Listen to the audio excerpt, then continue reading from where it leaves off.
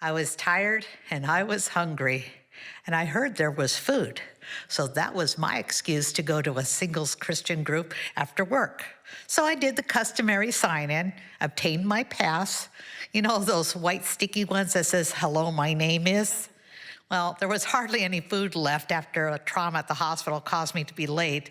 So I sat at a table next to the food and introduced myself to three guys sitting across from me, and I gave them that look, and it said, "Don't even go there. I'm here for the food, and then I'm leaving." So then I thought, I think I'll work on some chicken wings. And the minister got up and started a discussion about how his trip to the Middle East went and how he worked with injured refugees. And then the pastor's eyes met mine, and I became frozen trying to listen to his words. Tears started welling up in my eyes. I could no longer chew. Surely he thought he connected with me spiritually as he passed by and patted my shoulder. But all I could think about was, somebody put hot sauce all over these wings. I thought it was barbecue sauce. And I looked at the guy across and I begged him and for his water. And he had this hair, this curly hair that fanned out like Krusty the Clown from The Simpsons. And he smirked at me and slid the glass across. Well, things started to wind down, and the minister said, "Why don't we all rise and hold hands and say a prayer to end the meeting?" And I'm like, I don't even go to this church. I mean, I've been to church, but we never held hands. And anyway, it is I who grabs the hand to help you heal, to have you on burden, to help you die. I am the nurse. Yet Krusty the Clown is holding this nurse's hand, this lonely, hungry soul of a single parent of 16 years. And I started to have feelings again. And the prayer began. I thought, I'm going to go back to these potlucks on Wednesdays. Maybe I'll meet somebody after all.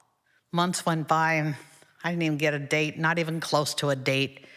And I went home and I crawled into bed, but I thought, I'm going to reach out to that one person that has always been there for me. And I said, "Dear God, I can be single as long as you love me." And I fell asleep. And I woke up to an extremely cold house. The 30-year-old furnace finally broke.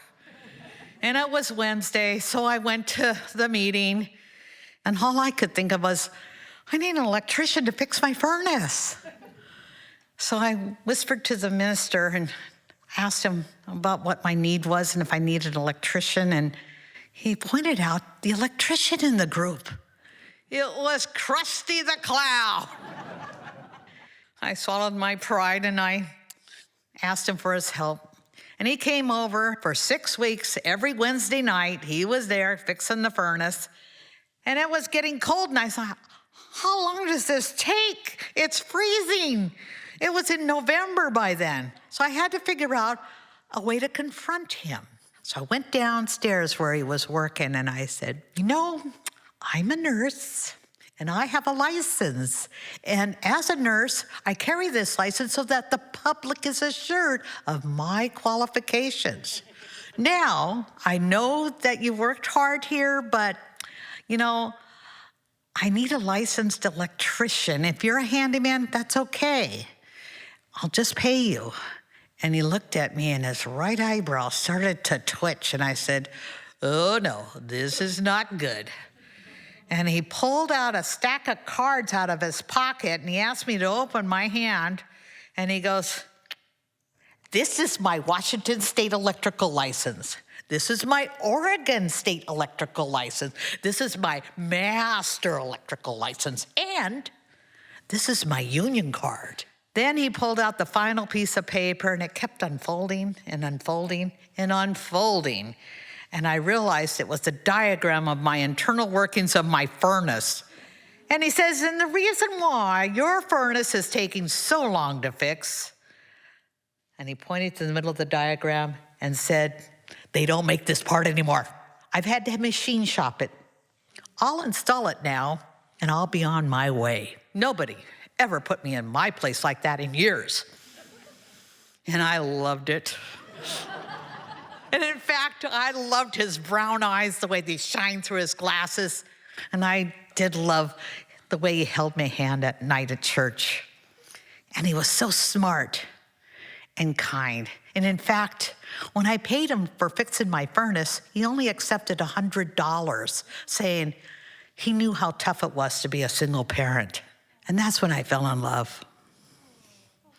I didn't hear from him in a while. It's been weeks.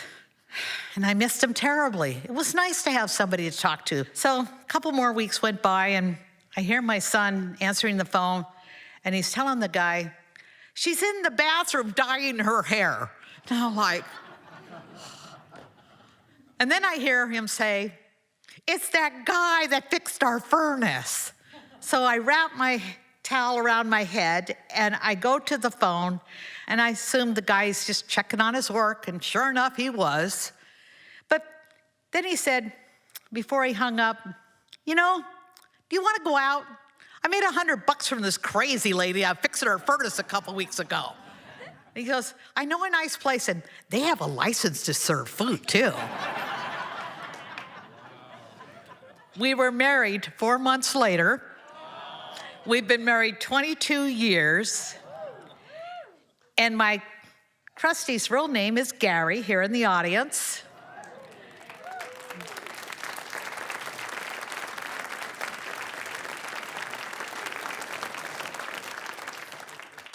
And after a haircut, he looks like this ER nurse's George Clooney now.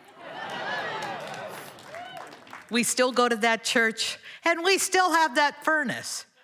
But it's wrapped in duct tape, and like us, it keeps us all together. Thank you.